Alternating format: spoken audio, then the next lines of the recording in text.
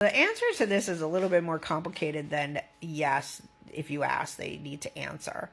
So, there are certain things that are called material facts. So, if a seller hires a listing agent, their job in North Carolina, I can only speak on North Carolina and South Carolina because I'm licensed both those states. If you're in New York or California or wherever, then you need to ask an agent about this. But generally speaking, in North Carolina, material facts are things that should be disclosed before the buyer puts in an offer. And residential property disclosures are filled out prior to somebody putting in the offer.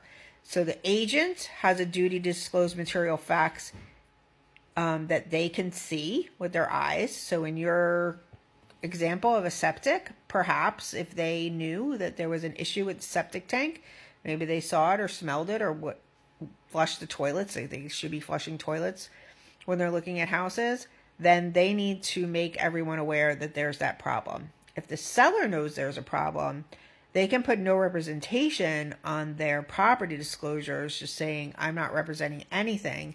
Or they say, yes, there's a problem. But if they say, no, there's no problem, and there turns out to be a problem, and we can prove that the seller knew, that's where the sellers get sued.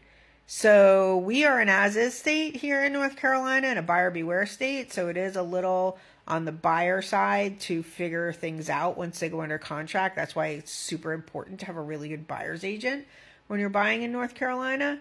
But it's also a little bit the sellers, if once an inspection's done, everything on that inspection now is fair game as material facts. So sellers should not be hiding things because it's just going to come back and bite them in the end, really. So I hope that answers your question. It's kind of a little muddy, but, real estate, if it was easy, we'd all do it, right? Have a great day.